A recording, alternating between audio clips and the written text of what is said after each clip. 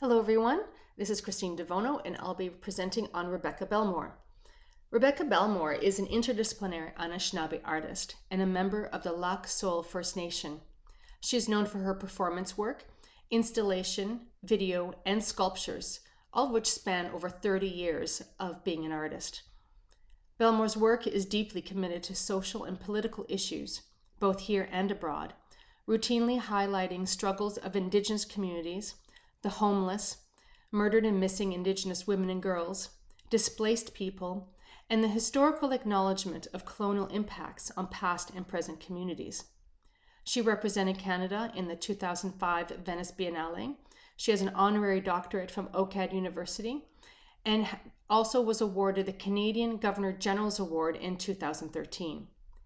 She is a powerhouse of important work, and we will only be scratching the surface of it and its meaning here.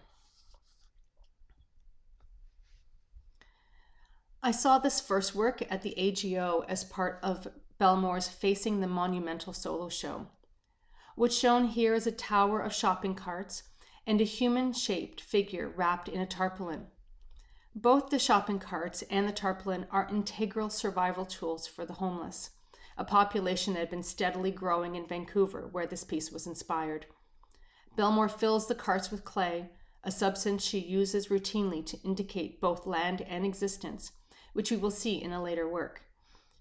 The cart's display feels like a nod to the minimalist movement with its repetitive stacking of identical objects, and I find it deepens the reading in the museum context.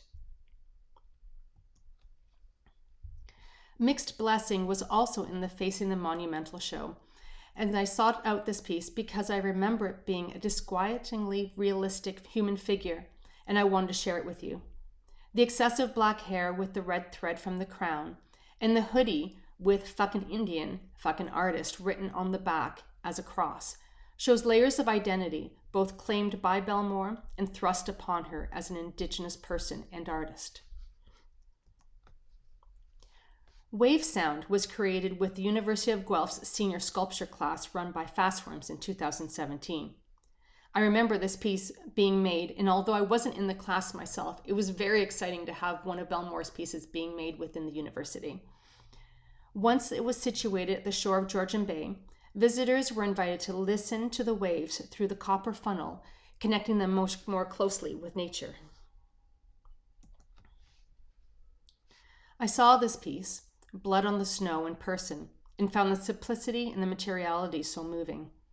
The quilted white fabric claimed the space and gave the impression of a muffled and soft surface, like snow, but with a feminine quality through the sewing, indicating women's labor. The chair is a stand-in for the human body, as the reason for a chair is for someone to sit on, but the blood red as the only color indicates violence. This work is elegantly simple, yet speaks volumes regarding place, person, and situation.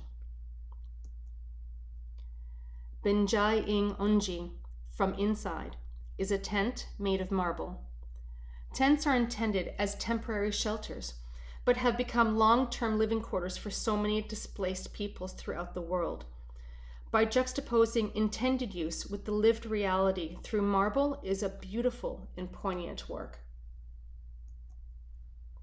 The last piece I'd like to share with you is Trace, a community-involved piece made for the Museum of Human Rights in Winnipeg.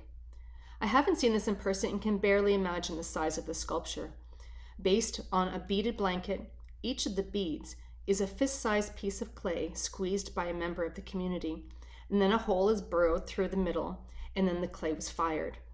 The resulting objects were then beaded into this blanket. Clay shards from past communities were found under the museum's site when it was being built, groups that had existed in the area for over 6,000 years, and who Belmore has paid homage to through this work. Thank you for watching, and I hope this inspires you to look up more work by Rebecca Belmore. You won't regret it.